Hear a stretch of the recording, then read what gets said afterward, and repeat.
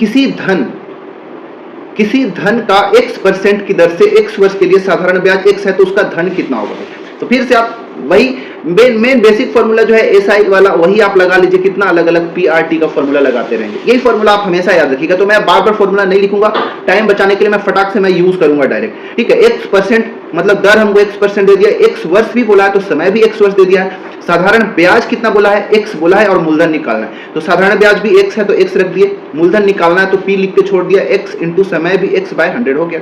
देखिए यहाँ पे x से x काट दीजिए, p क्या मिल जाएगा भाई, देखिए 100 का इस क्रॉस मल्टीप्लाई करेंगे तो 100 ऊपर हो जाएगा और नीचे में क्या बच जाएगा 100, मतलब सॉरी x, 100/x रुपए, इतना रुपए जो हमारा आंसर हो जाएगा, जो कि कहां आपको देखने को मिल रहा है ऑप्शन नंबर बी में। तो ये भी बहुत आसान था, कोई भारी काम नहीं था। नेक्स्ट क्वेश्चन है कि 600 रुपए पर 6000 रुपए पर 6% वार्षिक दर से 8 माह का साधारण ब्याज तथा मिश्रधन ज्ञात करिए। इस बार आपको महीना 8 महीने का बोला है, दर वार्षिक है, समय 8 माह है तो हम इसको भी वर्ष में बदल लेंगे, कोई भी बड़ा इशू नहीं है, ठीक है। हमको निकालना है क्या, मिश्रधन निकालना है, ठीक है, याद रखिएगा।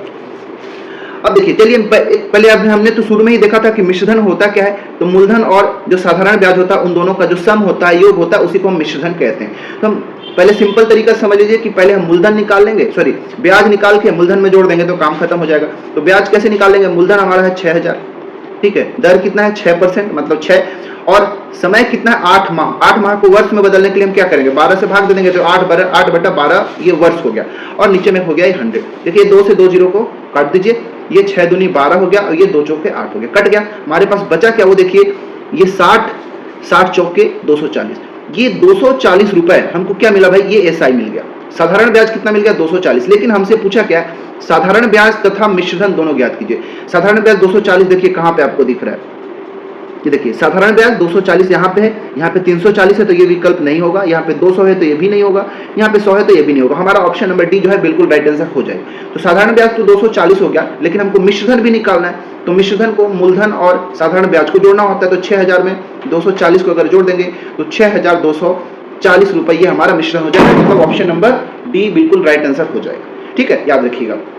एक चीज आप और क्या कर सकते हैं, अच्छा नेक्स्ट मैं बताऊंगा, थोड़ा सा जो कैलकुलेशन इजी वाला क्वेश्चन कहीं पे मिलता है तो मैं मिश्रधन का एक शॉर्टकट भी आप सभी को बताऊंगा। ये तो बेसिक चीज है, आप अगर आप थोड़ा सा अपने स्पीड को बढ़ा लेते हैं तो आप इस फॉर्मूले से, जो बेसिक फॉर्मूला है, इससे भी आप आसानी से बना सकते हैं। अभी भी टाइप 1 ही क्वेश्चन चल रहा है, राइट। चलिए बढ़ते हैं क्वेश्चन नंबर नेक्स्ट क्वेश्चन है कि किसी धनराशि,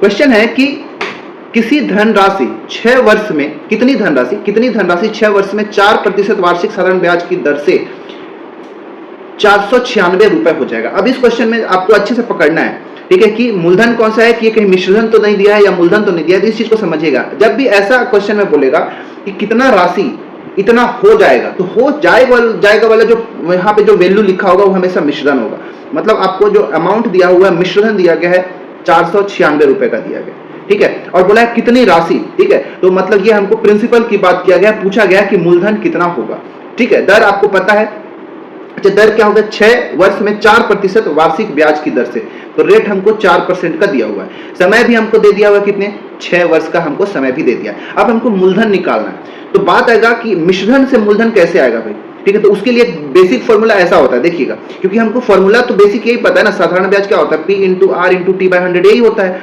अब यहाँ पे SI जो साधारण ब्याज वो कैसे निकालते हैं, क्योंकि मैंने बताया था कि जो मिश्रधन होता है वो मूलधन और साधारण ब्याज का योग होता है, तो यहां से अगर मुझे साधारण ब्याज निकालना पड़े तो हम कैसे निकालेंगे, ये A में से मतलब मिश्रधन में से मूलधन को मैं घटा दूंगा तो जाके हमको साधारण ब्याज मिलेगा, मतलब इस SI की जगह मैं A माइनस P रख सकता हूं into P into R into T/100, ये होता है मेन फॉर्मूला, ठीक है। इसमें आप मिश्रधन की जगह मिश्रधन रेट और टाइम रख देंगे तो यहां से आपको मूलधन जो है आसानी से मिल जाएगा, ठीक है। लेकिन हम ऐसे नहीं करेंगे, हम कुछ और तरीका हम कर सकते हैं। जैसे एक चीज याद रखिएगा हमेशा, जो मिश्रधन होता है, जैसे यहाँ पे हमको देखिए 1 वर्ष का दर कितना है, इस चीज को आप समझिएगा, मैं यहाँ पे जो बताने वाला हूँ, 1 वर्ष का दर कितना है 4%, तो 6 वर्ष का दर कितना हो जाएगा 6 चौके 24%। और जो मिश्रधन होता है, इस चीज को याद रखिएगा, मिश्रधन जो होता है वो मूलधन का 100 प्लस R इंटू T%, मतलब इतना, ये फॉर्मूला लगा दीजिएगा, ठीक है, आपका काम बन जाएगा।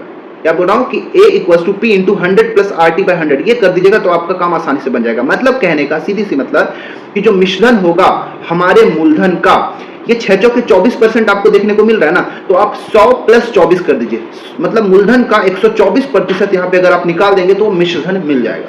ठीक है, और हमको यहाँ पे मिश्रधन कितना दिया हुआ है, मिश्रण दिया है, मिश्रण गया है 496 रुपए, तो 496 बराबर P इंटू 124/100।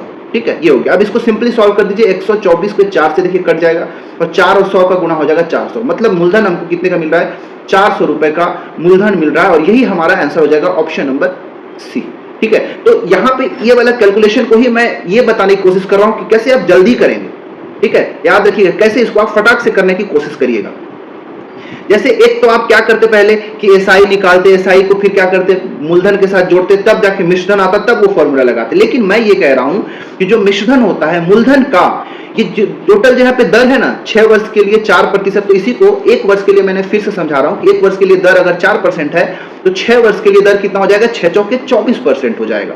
तो इस 24% को आपको डायरेक्ट क्या कर देना है, मिश्रधन बराबर मूलधन का 100 प्लस 24%, मतलब 100 मिश्रधन बराबर P का मूलधन, जो क्योंकि हमको निकालना है यहाँ पे 124% कर दीजिए, तो यहाँ पे मूलधन हमको 400 रुपए का मिलेगा। तो इस तरह से हम कॉन्सेप्ट यूज करेंगे तो हमको थोड़ा सा टाइम यहाँ पे बहुत कम लगने वाला है। ठीक है, यहाँ पे इस वाले क्वेश्चन को समझिए, जैसे 6% की दर से 18 महीने में 2000 रुपए का साधारण ब्याज कितना होगा।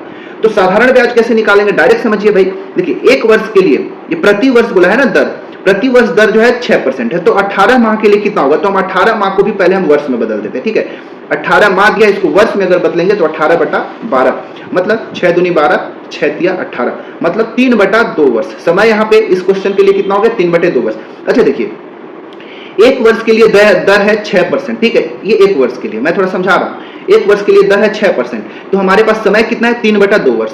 तो 3/2 वर्ष के लिए दर कितना हो जाएगा भाई, तो हम क्या करेंगे, जिस 6 में 3/2 का गुणा कर देंगे। तो देखिए ध्यान से, ये 2 तिया 6 और ये 3 तिया 9, 9% हमारा दर हो गया कितना, 1.5 वर्ष के लिए। 3/2 वर्ष के लिए दर कितना हो गया, 9%। अब हमको ब्याज चाहिए, तो साधारण ब्याज क्या होता है, साधारण ब्याज मूलधन का जो टोटल यहाँ पे दर निकला उतना, तो मूलधन का 9% निकाल दिए, या फिर आप बेसिक फॉर्मूला यहाँ पे PRT/100 लगाएंगे, तब भी आपका काम बन जाएगा। आप जैसे कर सकते हैं वैसे करिए।